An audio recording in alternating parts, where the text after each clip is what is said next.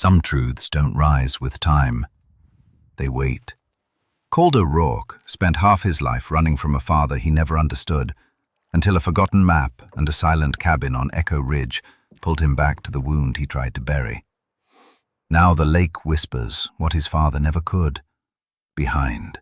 And the man who once walked alone must decide if forgiveness is worth the risk of opening his heart again. The first cold breath of October had settled over the Sawtooth Range, the kind of crisp mountain air that made every sound travel farther and every silence feel heavier.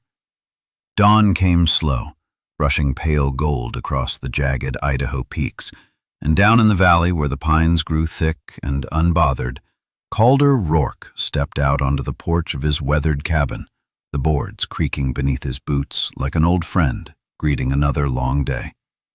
He had lived out here for years, tucked alone between the tree line and Echo Ridge Lake, a man shaped by loss, endurance, and the rugged land that kept its own secrets. His broad shoulders carried the quiet strength of a man accustomed to work that never ended, and the soot-darkened leather jacket he wore bore the creases of time and weather. His hair, long and sun-faded, brushed his jaw, framing a face carved by sun, wind, and more years of solitude than he could easily count. Calder had once been different, lighter, quicker to smile, but the day they pulled his father's broken body from a canyon ravine, a piece of him had folded inward and never reopened. Since then, he'd spoken little, trusted less, and learned to let silence settle beside him like an old companion. The only creature who had managed to stay by his side was Aster, the gray-white husky now sitting patiently by the porch steps, bright blue eyes fixed on him with the kind of knowing that made Calder wonder what the dog understood that he did not. Aster was 3 years old, strong-bodied and thick-furred, with a quiet intelligence and a tendency to sense danger, or truth, before it appeared. Loyal to a fault, he guarded Calder with the fierceness of something born from the wild rather than merely trained for it. Calder took a slow breath of pine-scented morning air, preparing for the usual rhythm of chores and long hours of solitude. But instead his gaze froze on an object placed neatly at the edge of his porch. A brown envelope, unmarked, unbent, untouched by dew. No footprints, no sound of an engine in the night. Nothing to explain how it had arrived. For a moment he simply stared at it, his chest tightening in a way he didn't appreciate. Out here, unexpected things rarely meant anything good. Aster stood, ears pricked, fur bristling faintly as if the stillness itself unsettled him. Calder picked up the envelope with reluctant curiosity and tore it open. A folded map slid into his hand. Echo Ridge Lake, drawn in careful ink, along with a rusted old key wrapped in thin fabric, and a note written in a hand he had not seen since the day they buried his father. "You haven't seen the last of what your father left behind." Calder closed his eyes, jaw tightening. It felt like a trick played by a ghost. His father, a former rescue ranger, had lived a life of service and died under circumstances no one ever fully explained. Calder had made peace, if silence could be called peace, with never knowing more. But now, with the key warming in his palm and Aster letting out a low, uneasy growl toward the lake, something cold stirred deep within him. Whatever waited out there was calling, and it wasn't patient. By mid-morning, he and Aster were gliding across Echo Ridge in Calder's wooden canoe, its oars dipping soundlessly into water so still it looked like polished glass. The lake, ringed by towering pines and shadowed cliffs, carried a quiet that felt older than memory. As they neared the island cabin, once used by rangers, later abandoned, Calder felt a strange tightening in his throat. The cabin's moss-covered roof sagged slightly, its chimney stained with old soot. No one should have been there in decades. Yet as he stepped onto the bank, a faint tapping sound drifted on the wind, rhythmic and soft, eerily similar to the way his father used to knock on the dinner table to summon him as a boy. Astor bristled, staring at the dark window as if expecting someone to appear. Inside, dust coated every surface except for a small table where 3 objects lay undisturbed. A leather-bound notebook filled with symbols Calder did not recognize. A faded photograph of his father with a young woman he had never seen before, her eyes bright, her smile intimate, and a single handwritten line. "Don't let them take Echo Ridge." Calder's heartbeat thudded hard against his ribs. Whatever story his father had been tangled in, it had been big enough to hide, dangerous enough to protect, and personal enough to cost something precious. And now, without warning or explanation, that responsibility had fallen squarely onto Calder's shoulders. The weight of it pressed in on him, mingling fear with a strange flicker of awakening, something he had not felt in years. On his way back across the water, steering the canoe through ripples of fading afternoon light, he saw movement along the shoreline. A woman stood knee-deep in the reeds, her dark braid lifted by the wind as she adjusted a camera aimed toward the tree line. She was young, early 30s, with clear, observant eyes and a posture that carried the quiet confidence of someone who felt more at home in nature than in towns. When she noticed him approaching, she lowered her camera and gave a tentative, curious smile. "Did you light a fire out there?" she asked, nodding toward the island. Calder stiffened, surprised. "There hasn't been a fire in that cabin for years." "I saw light," she said softly. "Or thought I did." Her name was June Hartwell, a biologist for the National Preserve, and though Calder's instinct told him to guard himself, there was something in her voice, gentle, sincere, that cracked the hard shell he wore so carefully. Astor trotted to her without hesitation, tail wagging, and June laughed warmly, scratching behind his ears. "He's beautiful," she said. "Dogs don't usually greet me like that." Calder forced a shrug he didn't quite feel. "He's selective." June's eyes drifted to the canoe, then back to him. "So, what brings you to an abandoned ranger cabin?" He hesitated, then simply, "The past." Something in her expression softened, a quiet sympathy that felt strangely intimate for 2 strangers. She didn't pry further, another reason Calder felt the faintest pull toward her. As the sun dipped behind the ridge, casting the world in deep amber, Calder and Astor finally returned to their own cabin. But the evening did not bring peace. The leather notebook from the island lay open on his table, its final page revealing a set of coordinates, plotted in the deepest part of Echo Ridge Lake. Beneath the numbers were 2 words written in his father's unmistakable hand. Echo's Heart. As Calder read them, Astor lifted his head and released a long, haunting howl that vibrated through the wooden walls. A moment later, the cabin shuddered as though something or someone had knocked softly from the outside. Calder stood motionless, every instinct alive with warning and wonder.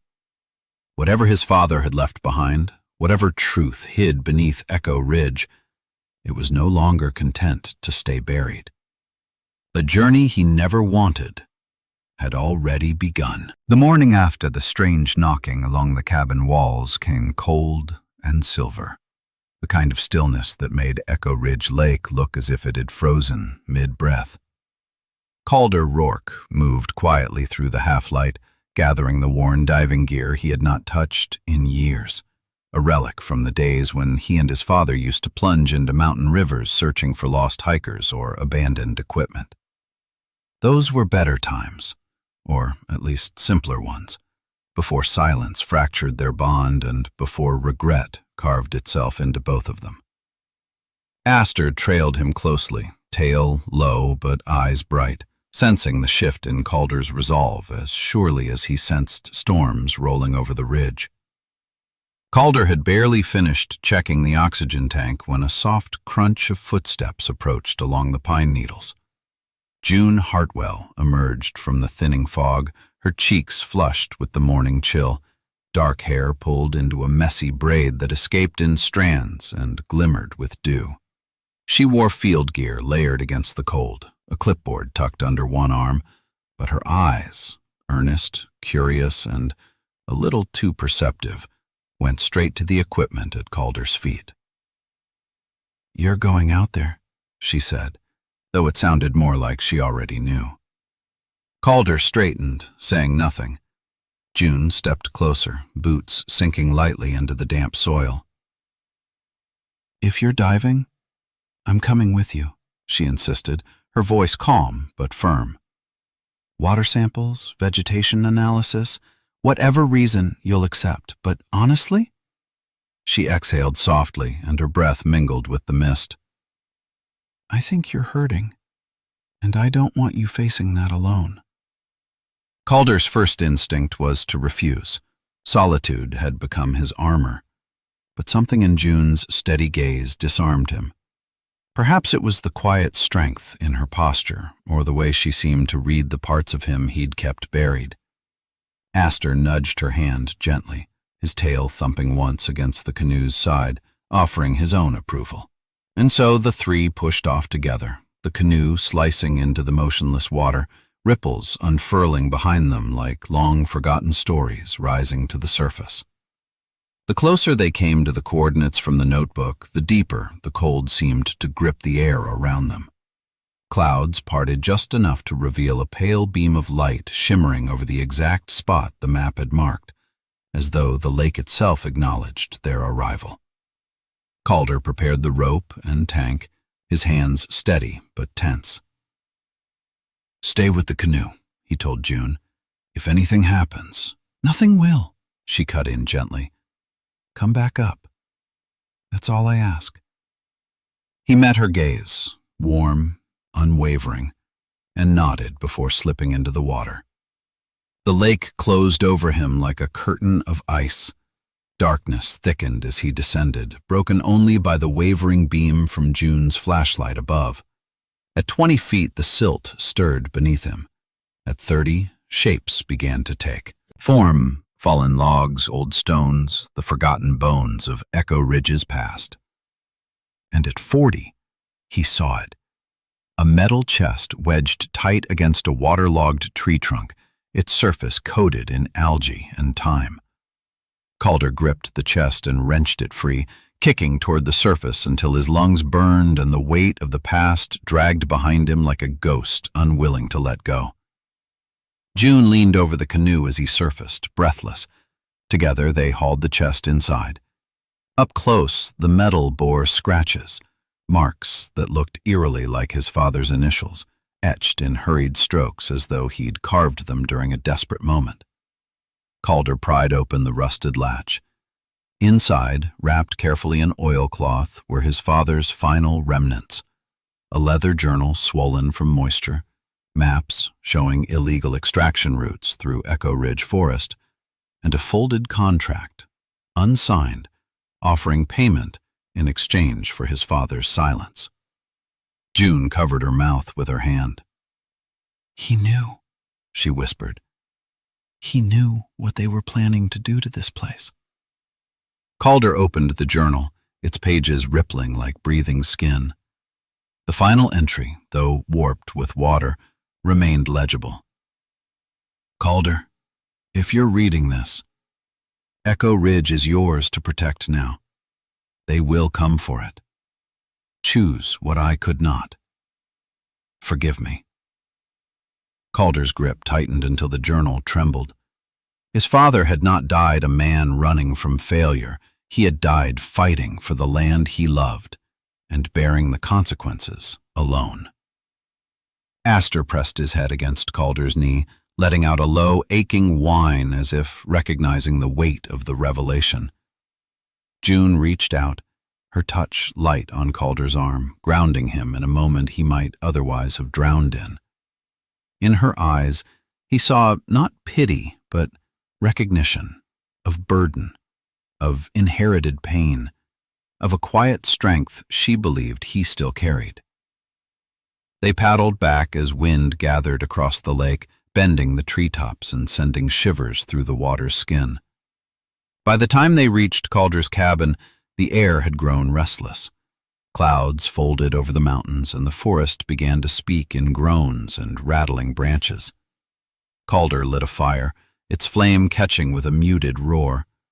June shrugged off her damp jacket, shivering, and he wordlessly handed her a wool-lined coat from his pack, one he hadn't offered anyone in years.